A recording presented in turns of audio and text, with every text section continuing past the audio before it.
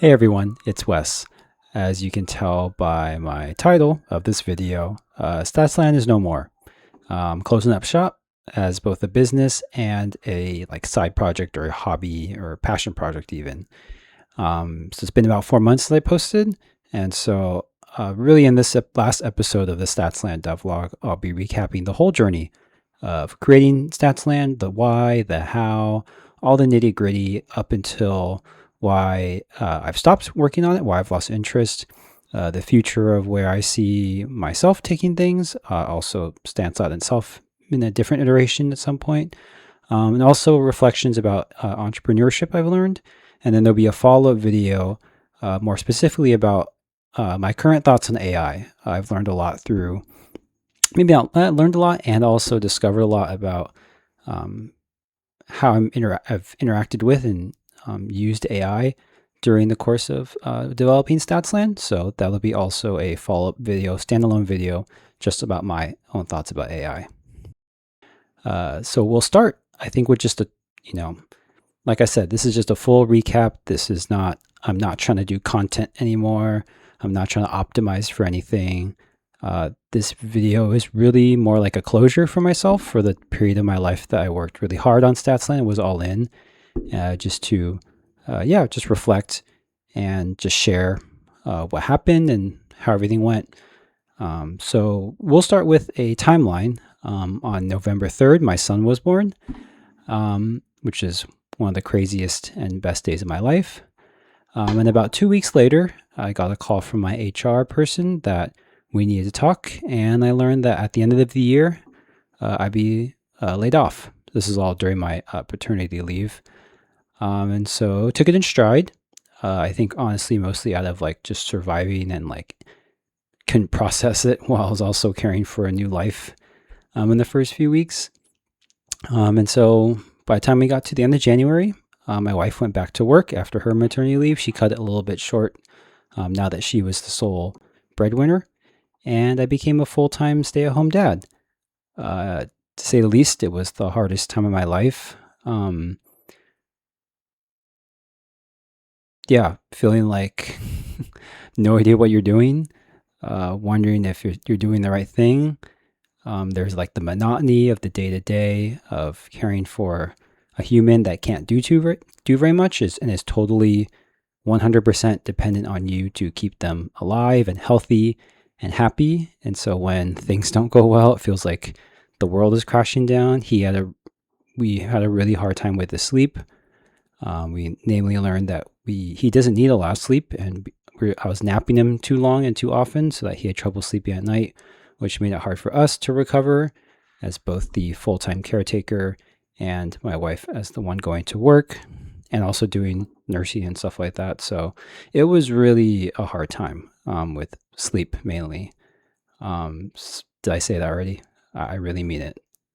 So before we knew, everything we know now, the original plan after I was laid off was to look for a job in about 3 to 6 months after staying at home.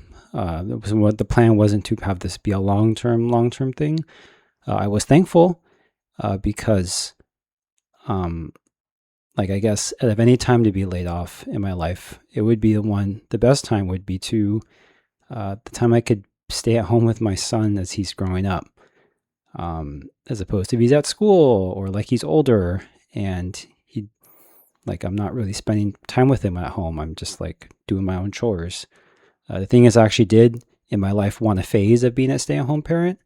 I did like the idea of I could, be at home, pack all the lunches, take them to school, take the kids to school, do chores around the house, my own projects, have dinner ready, and all that sort of stuff.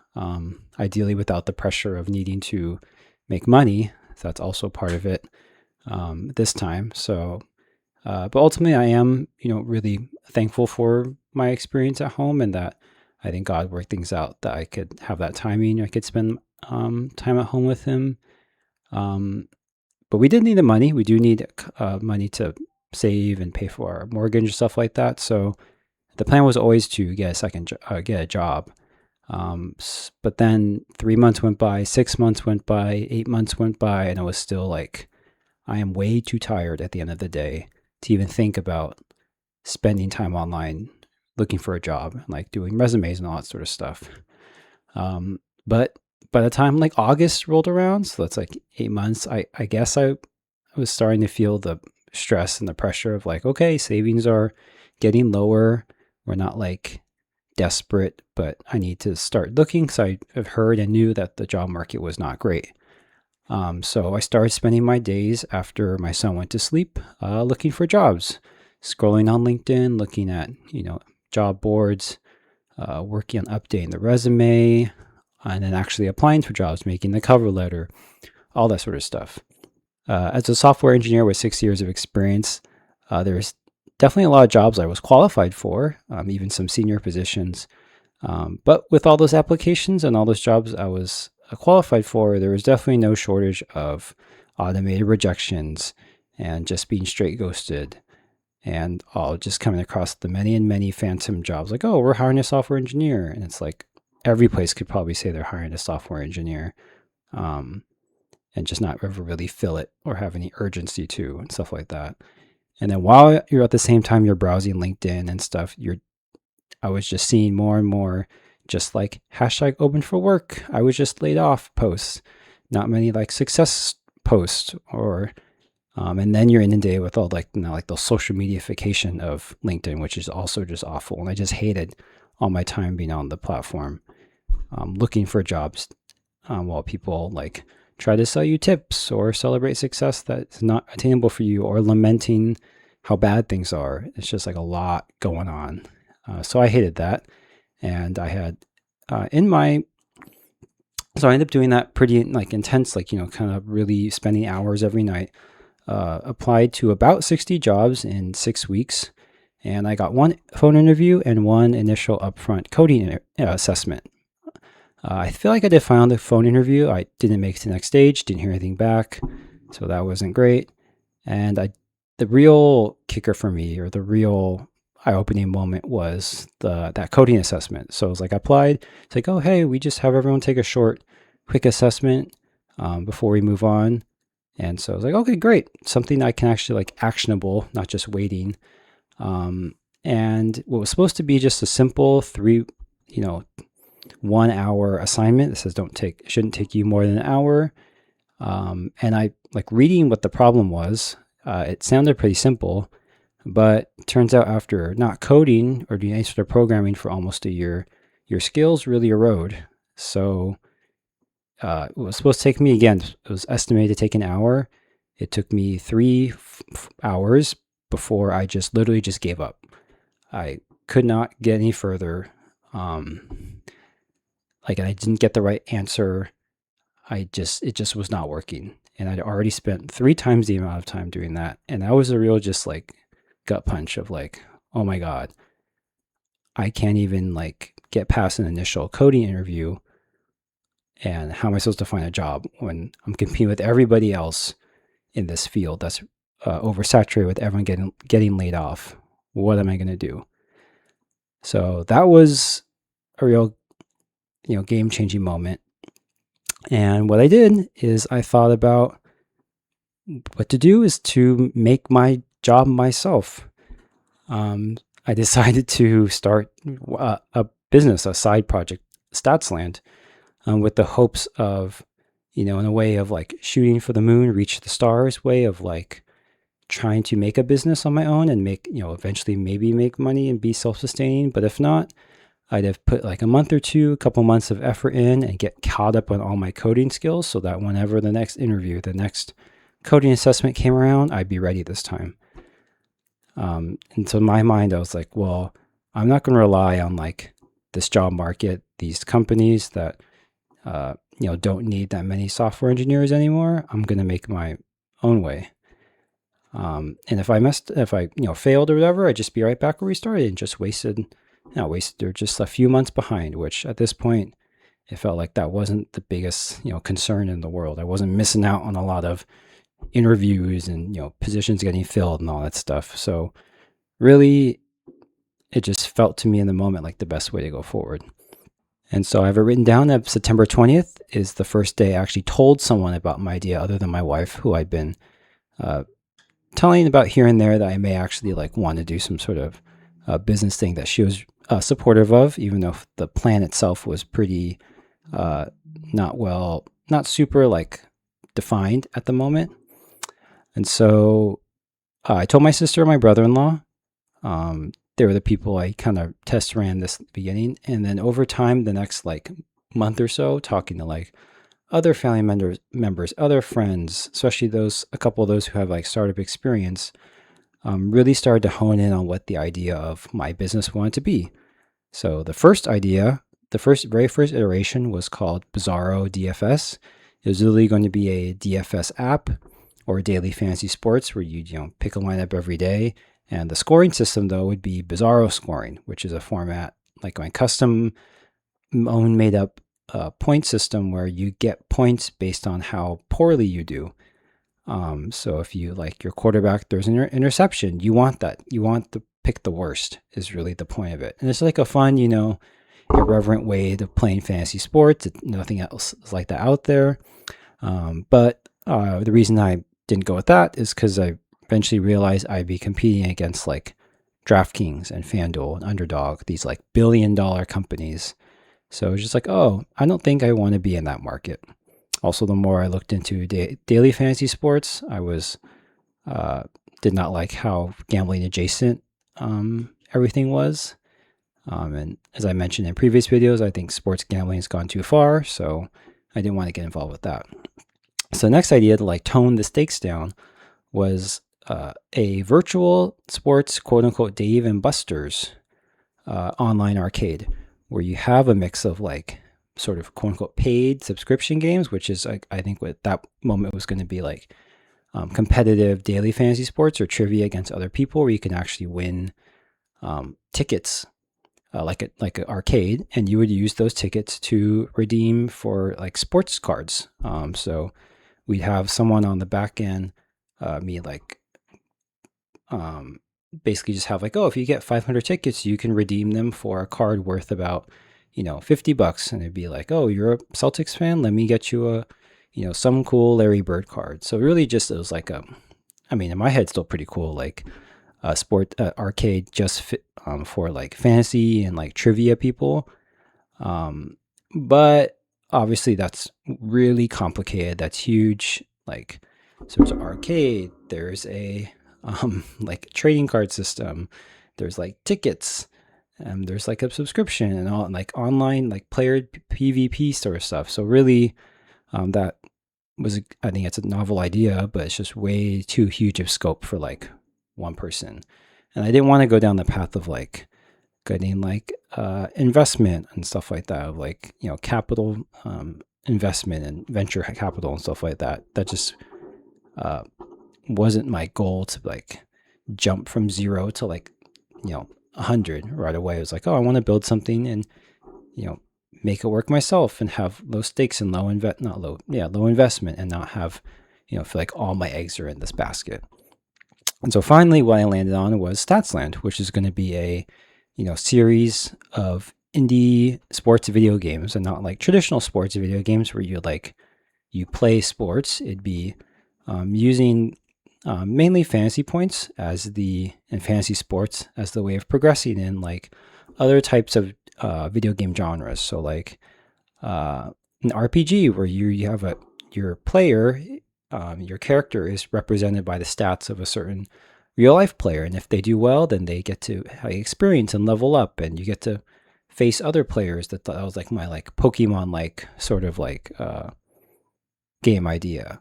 And so that'd be in tandem with other ones. Eventually the first game was going to be a New York Times daily trivia like game based off of like guessing who the player is. We'll get into that more later.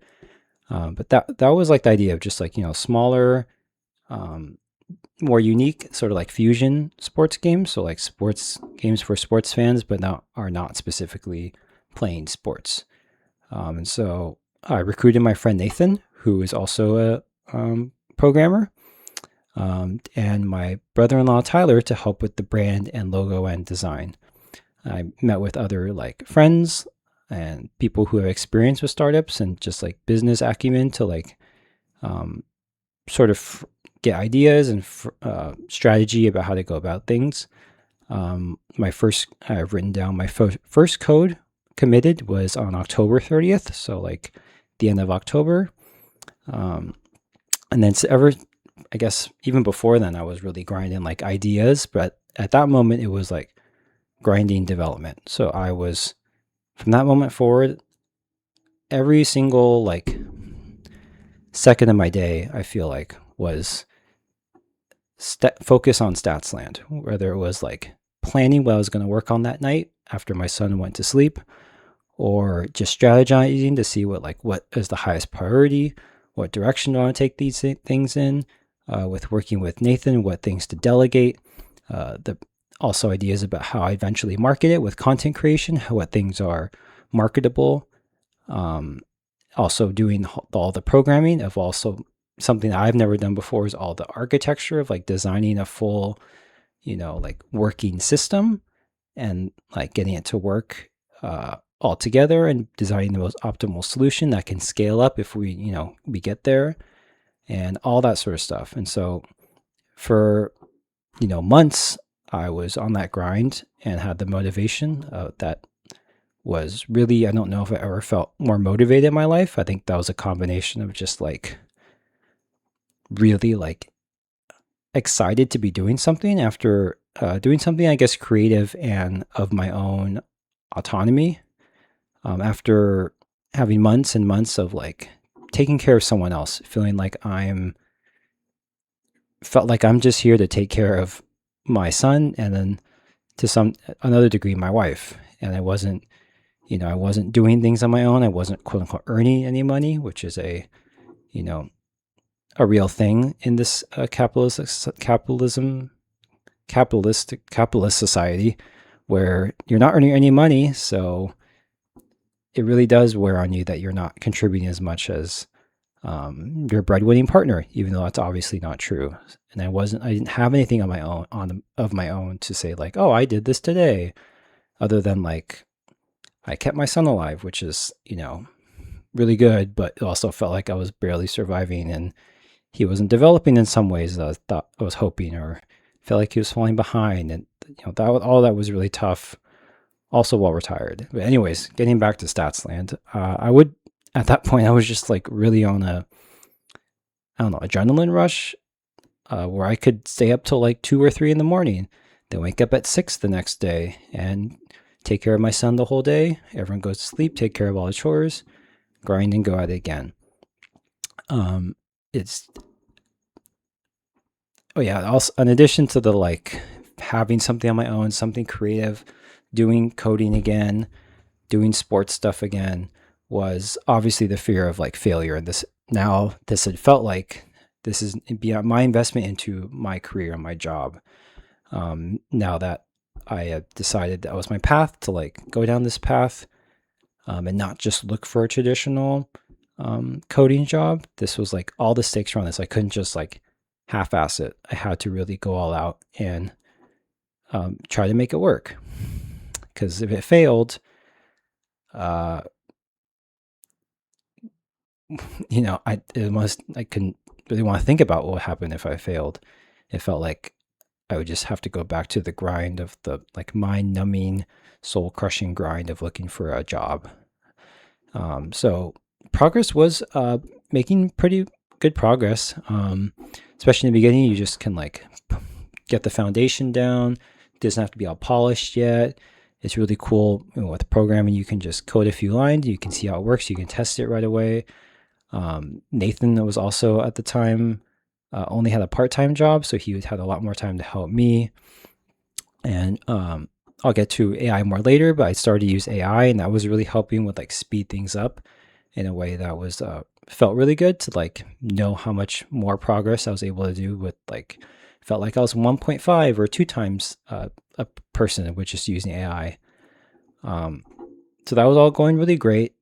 But I think progress did start to slow down as, we get near the end of at least the first game, Athlete Unknown, where you have to start fixing bugs, and there's like tiny things you have to like comb through all the code, and like that's the worst thing to do at late at night is like try to find tiny little bugs and all this sort of stuff versus like big swaths of just like getting things on the page. That was more easy to do, and so motivation was still there, but definitely was running into like not making as much progress. And that fed into like, well, I need to stay up later. I need to do better to keep that progress going, because the longer I just spend in development, the less time I have to make money or like have proof of concept that this is actually like doing well, and like keep making the next steps to go forward. And then in February, I actually received a job offer from my former employer for a testing engineering contract position. And I took it because more at the point we just needed the money. I was going to try to do this, keep doing on the side. There was nothing stopping me from, working a different full-time job other than being a stay-at-home parent to a baby and working on Statsland. So I was going to take it and just keep going. But then 2 days later, the offer was rescinded out of nowhere for reasons out of my former company's control from their client. But that one day in between, I was reached out to a friend from my home church asking what I was doing work-wise. And I just said like, oh, I actually just got a job. And he was like, oh, bummer. I actually was going to see if you'd be interested in working for my team. I was like, oh, yeah, maybe in the future. Because the contract I was offered was only 1 year. So like, oh, maybe in a year, I'll check in again, because it was a government-related job. So it was a little more stable and stuff like that, even though it was not coding, which is my biggest thing why I didn't want to do it. But as fate would have it, my job was rescinded, and now I'm working as a cost analyst with that company with my friend. So I did have to mourn the idea that I was not going to do software anymore. I really do enjoy it, of the getting a task and working on it, problem solving, doing some good critical thinking, and being able to see things happen in real time, working on a team to build real cool stuff. And I took real pride in it. How I didn't study this in college. I had done a couple classes here and there in my mechanical engineering degree path, but I made this career pretty much on my own. I got a testing job, worked on my Trifecta website on the side, and took courses, learned on the job, and eventually was promoted into being a software engineer. I've been now I got nothing but good positive feedback ever since, and really feel like I'm growing in my abilities. And I also didn't want to give up working at home and the flexibility that is, and the environment of very science and STEM focused, and working with other engineers. So I was sad about that, but I think it felt like, again, this was the only option, and I took it, and I haven't looked back since. And that brings us all the way back, that big timeline, to Statsland.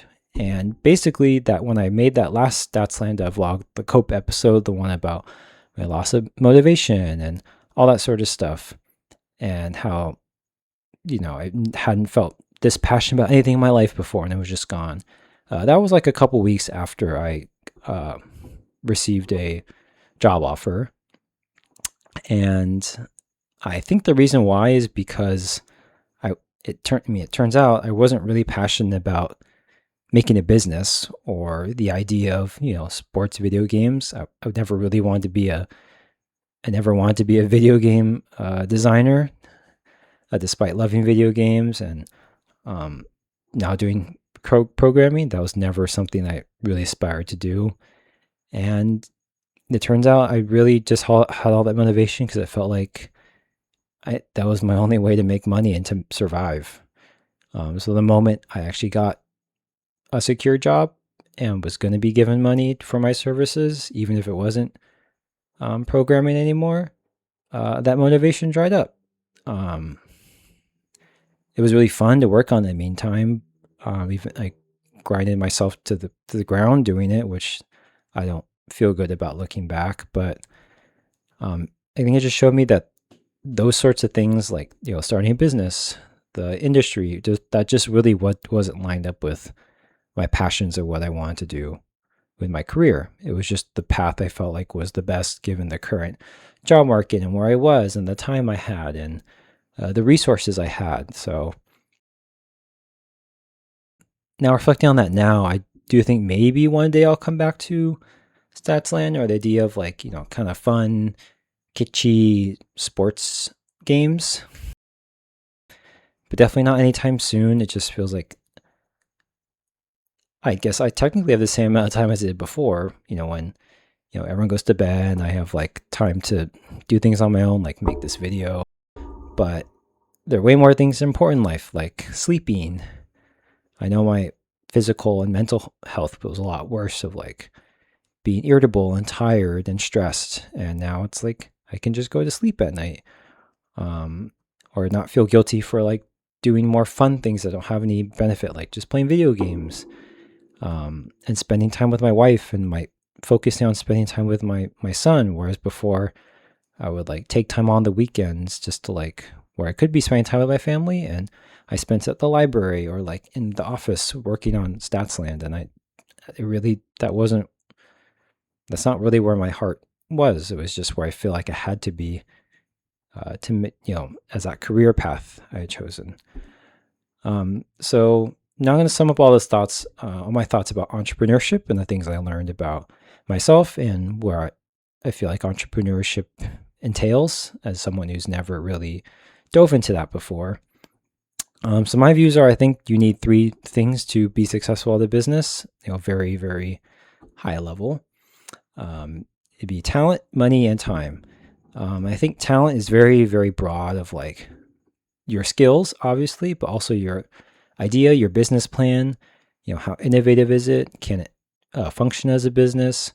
Your planning, marketing is a huge one I've learned about. You can be the best video game designer in the world, but if no one sees your game, it's never going to get sold. So I would put all those things in that bucket of talent. The second one is money, because any sort of business needs some overhead, some investment. I tried to pick something that didn't require like millions of dollars in a seed fund. I picked something that I could just build from the scratch up, because I didn't have any of my own, like large amounts of my own money to put in. I didn't want to ask people yet to put into it. So I wanted something that was as low overhead as possible. So like anything, so the digital platform is like perfect for that. But even then, even if you have really minimal like costs from just having an app, there are all the things that your talent can't cover or your time can't cover that money can cover. So I'm not great at graphic design. Could I have learned it? Would have taken a lot of time. Or I could just pay someone to do it who has graphic design talent. And if you don't have that, then you're putting out a lesser product. So it really feels like for those weaknesses you have, which everyone has weaknesses, no one's, it's like maxed out skills at everything, your product suffers. So you really have to spend time on it yourself or pay someone for those weaknesses. And that's something that I didn't, I really underestimated myself with like, I knew art would not be one of my strong suits. But then seeing how much actually like good art costs, it's like, oh, I don't really have that money. So that's something I definitely learned as well. And like, you should not underestimate the cost of those things you are weak at to actually make a good product. But I do want to shout out the generous and very good work of my brother-in-law Tyler to make the Statsland logo and like aesthetic package, and all the hours he put in like with me processing the aesthetic I wanted, the vibe. I learned so much about like vision and like aesthetics tied into like the vibe, just like a logo can give for your whole company and for your whole brand. It's real. It's those feelings you have that are evoked from seeing something of like clean, modern, sportsy. Like, it is true. You just have to take the time to like have examples and look at it in a different way. And so I really want to thank him for all his time and the really cool logo package and all that stuff. And to my friend Michelle, who made the YouTube profile picture I use now for my this channel, and for the Athlete Unknown logo that unfortunately will not be used anywhere, but I'll flash it here. So thank you both for especially enabling me to chase a dream, and there was no payoff in the end. But thank you for always taking me seriously, respecting me and my time, and caring for me, and connecting when we could. And I really appreciate your guys' skills and abilities. And yeah, just want to say thank you for being one of the people that supported me throughout this this time. And then finally, the last point is the third one is time. And so if you're going to build something up from the ground up, or even if you get like, investment of some sort, you need to dedicate a lot of time to the business. And for me, that was the hours, both during the day that I would like, during the day-to-day of caring for a newborn, there's not a lot to do. So my whole time I was thinking about like thinking things, writing things in just my notes app, making plans for what I would do that night to work on it. So, and the more you just like, that's obviously like the more passive time you're spending on it, and the more active time you're grinding, you're doing all the stuff it needs to run a business. And it's inevitable that when you spend all that time into something, it starts to become your identity, your baby. And that's, even more so with all that time and effort investment. And when you start putting yourself out there, it's very vulnerable and you really get sucked into it. So like I'm sure it makes other people, but for me, it made me like obsessive. It changed the priorities I had. I mentioned spending time more on Statsland. I was, choosing it over my family in some situations. And you're haunted by the fact if you don't make those decisions, you're just costing yourself, whether in time, money, or like making a good product.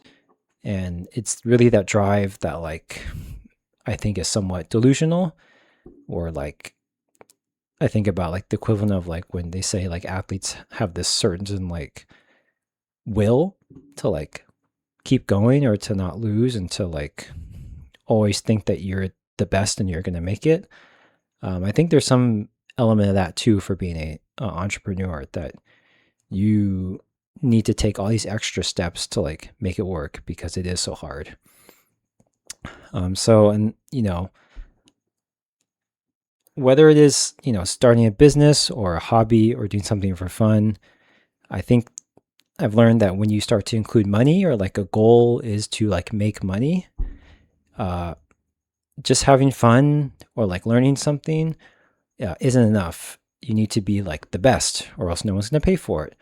And you really have to go through so many hoops, or utilize your whole network, or spend a lot of money to invest, or put so much time into it. And often, as we see in capitalism, you do things by any means necessary. So sometimes there's unethical business practices or shady things, or like taking advantage of people. But in my case, what I ended up turning to eventually was AI. And so that's my segue eventually to the second video I'm going to make as part of this, where it's really just a recap of my full thoughts about AI, because as part of this journey, like I mentioned, I used AI as a pretty decent chunk of the work. I learned a lot about AI and ran across a lot. It really informed where I stand on AI now, and where I think it's going, and what value I think it brings. And yeah, really just all my thoughts, because I feel like this whole experience cemented my overall thoughts about AI. And so now I'm going to demo for all of you what I actually had finished in the few months I worked on Statsland, and particularly the game Athlete Unknown. So let's cut to a demo of it now, and I'll wrap up the video after that. And here we are. This is Athlete Unknown. So when you load it's a web page on, like, you'd go on your browser, And when you load it up, this is what you see. Logo not put in yet. Let's turn on the sound. I got some royalty-free background music. That's really nice here to set the stage for this noir detective theme. Rain pounded the glass of my office window when there was a knock at the door. Bang, bang. What brings you here, Commissioner? Wojbaum? I chuckled as he entered. He ignored my quip. The tanking syndicate stole our signs and hacked the Hall of Records, wiped athlete identities clean. Now half of Statsland can't remember who their favorite players are anymore. It's chaos. Looks like you're on the brink of an epic collapse, Commish, I responded. Off the field issues aside, he said, glancing at my bottle of whiskey, your talent is off the charts. Frankly, you know the game better than anyone in my front office. He dropped a stack of case files on my desk as thick as an NFL playbook. I flipped through the files. I looked at the clock. Looks like Statsland's running out of time, and you're all out of timeouts, I said. Lucky for you, comebacks are my calling card. How to play. It's up to you to figure out each day's mystery athlete. Solve the case with the highest possible score. Start with 100 points. Each clue deducts a different amount of points. Each incorrect guess is minus 1 point. Cases increase in difficulty from Sunday through Saturday. Play each day, build up your stats, and share with your friends. Good luck! And there's the legend with all the options there. And here's the game board. We have the title. We're doing the basketball one today of number 211. Today is July 31st, the case of the international icon. So we have all these types of clues here you can choose from, and you have your score in the middle, and each one, like I noted, has a different minus point value. So try to guess the player with the highest possible score. So I'm just going to randomize which one I pick. Here, player information. A center shoots right-handed. Probably not enough information there, so let's randomize and go again. Oh, a Hall of Famer, 8-time All-Star, 5-time All-NBA, and 02-03 All-Rookie team. I mean, obviously we know who he is. We'll see. A couple of seasons. Looks like had a break there of the 09 to 10 season. I wonder why. Let's see. Jersey numbers. Number 11. I know personally I'm not a big jersey number person. I don't really remember numbers that well. Oh, there. Bang. Born September 12th, 1980 in China. 7'6". Only one man fits that, and it's Yao Ming. So if you guess it correct, you get the case file here. You can have your little grid results and the case stats, so all the other players' stats would show up on there. You compare with how you did. And now let's jump back to a previous case. Yesterday's, you could go back in time and play all the ones you missed. So here, the case of the Baller family. Let's see, first round pick, 3rd overall from Chino Hills, California. A guy maybe got an idea there. Do you have it? Nickname Mello. And was played on one team in Charlotte. So let's put in LaMelo Ball.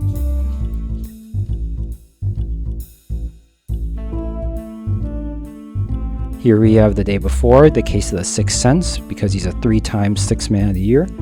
First round, 8th overall pick from Michigan. Doesn't ring a bell with me. Born in Seattle, Washington. Play on a bunch of teams. That's not really helping me. Shooting guard, point guard. Active for a long time. Nicknames JC. Doesn't really ring a bell. Not very helpful. Initials JC. I think I'm kind of stuck. So let's just try something with JC. John Castro. Oh, darn. Not correct. My score went down. Let's flip the photo. Oh, here's like a blurry, noir, grayed out kind of headshot.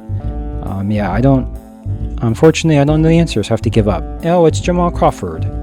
So again, you can share you lost. The case stats for the odds of the day would pop up, and you can click on the his link there, and let's go to his basketball reference page. And it just takes you right there. So all the data I got is publicly available from Basketball Reference and Baseball Reference and Pro Football Reference, and I appreciate how they keep all their stuff open sourced. I could use source all this, and so let's jump back to. Now we can open up our player stats. I tried logging in. It didn't really work. Can't remember how to fix that. this was going to be a full length like story. You could have, there was that first entry about, setting the scene. But when the idea was, whenever you hit like an accomplishment, like you win your first game, you win your 10th, you play your 50th, you would reveal more and more of the story. So here is me flipping through my notes for all the stories I had in mind, and the text that pop up. There are different types of pop-ups, like one looked like a newspaper, one's like a journal. You can kind of peek through what maybe ideas I had, and so I flexed some creative writing muscles, some narrative writing, and that was fun as well. But again, not my strength, and I don't know how great of a story would have been, but we just would have added to it. And I kept wanting to make this as best as I could, and that's where I got to. So that's as far as I got with the demo. I got pretty far, not quite there at the end with the polish, but so as just to recap, Statsland's no more. Maybe one day I'll bring it back in a more for fun or casual sense. But making business is really hard. When all the pressure is on you, it's really hard, and especially if you feel like the weight of your family's finances is at stake as well, and when you're not sleeping. So thank you all who've watched these series. I know also right before I gave up on this, I actually made the public announcement to my social medias and my friends and family that like, oh, I'm doing this, and then I stopped. So that's the whole thing about being vulnerable. You stick yourself out there and you change. And so I did for a while feel a little embarrassed about that. Wasn't sure how to address it, but we're here now, and I do know that it wasn't like big enough where I ran into people watching this, but people who care about me are watching this, so I want to thank you all. I appreciate you. I love you. And on this channel, I'll just be making the stuff I want to make, random stuff like a video about AI, or maybe random other things. Who knows? Embracing just using this channel, my creative outlets, for whatever I feel like doing. So thanks all. Take care.